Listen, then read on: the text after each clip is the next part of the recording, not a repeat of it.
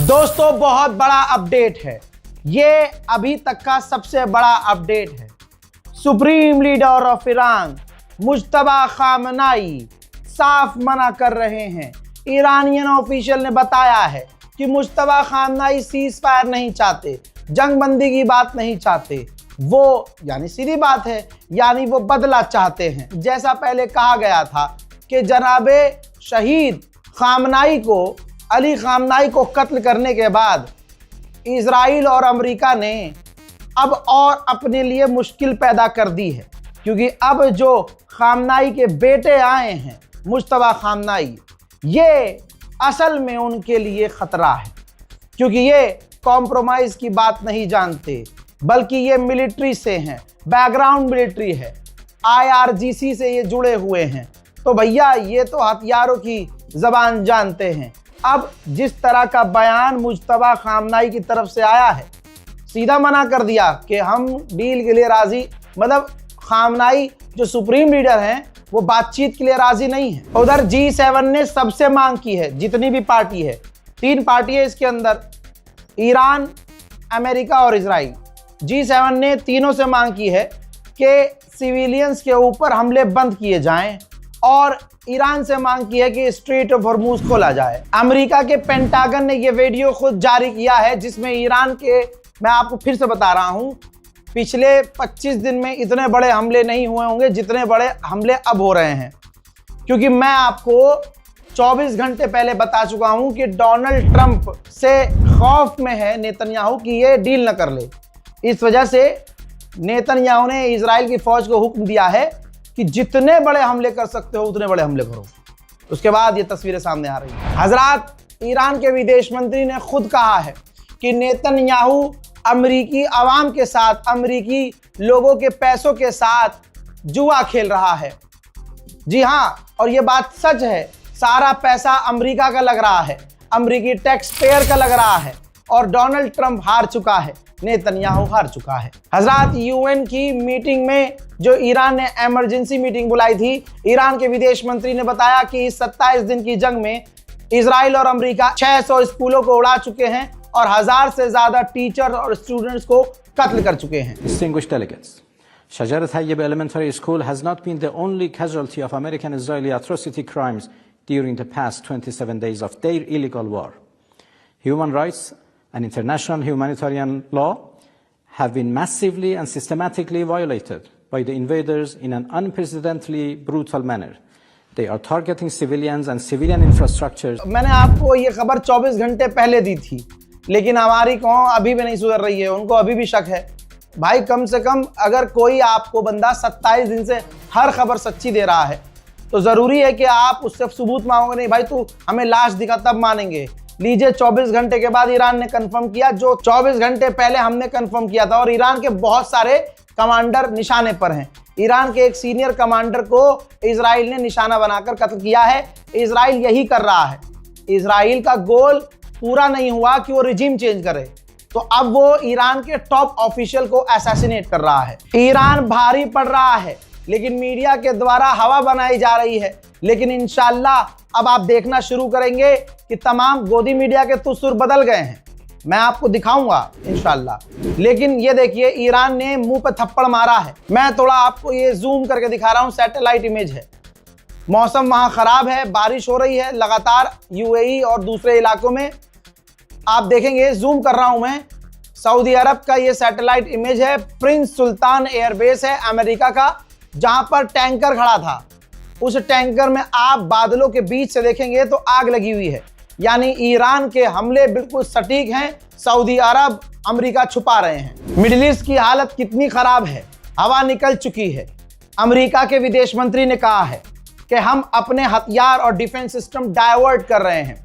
Ukraine से अब defence system निकाल कर हम इधर मिडिल ईस्ट में तैनात कर रहे हैं। रशिया इसका पूरा फायदा उठाएगा, इंशाल्लाह यूक्रेन को पहले बजाएगा। ह्यूमन राइट एजेंसी ईरान में जो रेड क्रिसेंट है, उसने खुद जानकारी दी है कि अब तक 92,000 सिविलियंस बिल्डिंग हिट हो चुकी हैं। हजरात, खुद अमेरिका ने कंफर्म किया है, एक बार फिर से दिखाना चाहूंगा। रियूटर्स कह रहा है, रियूटर्स को अमेरिकी ऑफिशियल ने बताया है कि अब तक सिर्फ हम ईरान की 1/3 मिसाइलों को तबाह कर चुके हैं, सिर्फ 1/3। यानी ईरान के पास अभी भी मिसाइलों का भंडार मौजूद है। आपको कुर्दिश लड़ाके याद हैं जिनसे अमेरिका इजराइल ने शुरू में मदद मांगी थी और कुर्दिश ने हमला शुरू कर दिया था। इजराइल चाहता था कि बॉर्डर पर हमला करूं, बॉर्डर खराब हो जाए, डिसमेंटल हो तमाम चीजें, और कुर्द लड़ाके ईरान में घुसे। और कुर्द के टॉप लीडरों का तुरंत बयान आ गया था कि हाँ, हम लड़ने को तैयार हैं, ईरान को मिटाने को तैयार हैं, अंदर घुसकर सरकार गिराने को तैयार है। ईरान ने पलक झपकने का भी समय नहीं लगाया और इराक के अंदर और बॉर्डर में, इराक के और ईरान के बॉर्डर पे जो कुर्दिश एक्टिविटी थी, कुर्द के जो लड़ाके थे, उन पर भाई बैलिस्टिक मिसाइल्स तक दागना शुरू कर दिया। और कुछ ही दिनों के अंदर अब कुर्द अपनी औकात पर आए हैं और कुर्द ने रोते हुए इराक की गवर्नमेंट से कहा है कि ईरान से कहो हम इसमें शामिल नहीं हैं, हमारे चूतड़ों पर मिसाइल दागना बंद करे, हम जंग नहीं चाहते, हम ईरान के खिलाफ कुछ नहीं कर रहे हैं और इस जंग में हम शामिल नहीं हैं। अब आइए इनको अकल। उधर मेरे दोस्तों, दुनिया के सबसे बड़े नेता विश्व गुरु ने, तस्वीर आपके सामने, जी हाँ, तमाम पार्टी पूरे देश भर के सीएम के साथ मीटिंग की है। मीटिंग के अंदर बातें क्या हुई हैं वो गोदी मीडिया बड़ा चढ़ाकर बताएगा, लेकिन मामला यही है कि भारत में इस जंग का असर बढ़ रहा है, लोग परेशान हैं।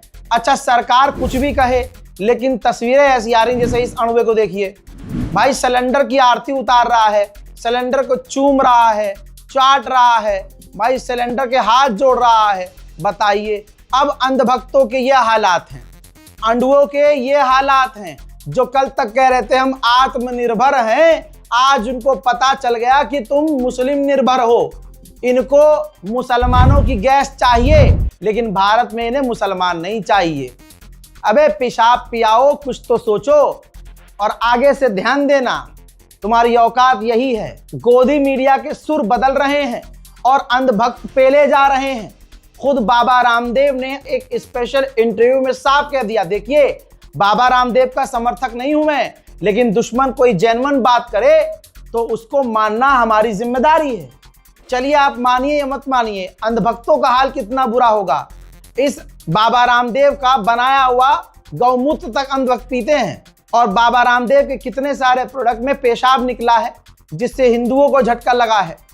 खुद सुप्रीम कोर्ट, हाई कोर्ट ने बाबा रामदेव के प्रोडक्ट्स पर कितने झटके पे झटके दिए हैं। 4 एंकरों ने सवालों के मिसाइल इन पर दागे हैं और बाबा रामदेव ने साफ कहा है कि ईरानी सर कटा लेगा, झुकाएगा नहीं। ईरान के लोग हार नहीं मानने वाले, जितना मैं जानता हूं ईरान हारेगा नहीं। और अंधभक्तों क्या करोगे, किसका पेशाब पियोगे? दिन में 3 बार तो मैं मूती लेता हूं, चाहिए तो बता देना। अब सुनो अपने बाप को। लेकिन खमनेई को नेतन्याहू ने मार दिया, आपको क्या लगता है खमनेई को मारना सही है या गलत? भारत के लोगों को नेतन्याहू के साथ होना चाहिए या खमनेई के साथ? आप किसी व्यक्ति को मार सकते हो, उसके विचार को, उसके दर्शन को, उसकी सोच को, उसके जज्बे को, उसके शौर्य, वीरता, स्वाभिमान को खत्म नहीं कर सकते। मैं बहुत ज्यादा नहीं जानता हूं ईरान के बारे में, लेकिन इतना जरूर जानता हूं, ये प्रॉफिट मोहम्मद साहब के रियल खानदान के लोग हैं, जिनको शिया कहा जाता है। इनको कोई झुका नहीं सकता, इनको कोई मिटा नहीं सकता और इनको हरा भी नहीं सकता। कम से कम 1 नहीं, 1 लाख नहीं, उस करीब 9-10 करोड़ की आबादी के अंदर 1 करोड़ से ज्यादा लोग खामनेई के विचार को पूरे अस्तित्व के साथ, माने रोम रोम से इसको जीते, तो आप कैसे खत्म कर देंगे? अमेरिका। जल्दी इस वीडियो को शेयर कीजिए, अपनी राय कमेंट में लिखिए, दुआओं में याद रखिए और दुआ दीजिए कि हिम्मत मेरी न टूटे। भैया 27 दिन हो गए, 27 दिन 24 घंटे लाइव अपडेट। जय हिंद।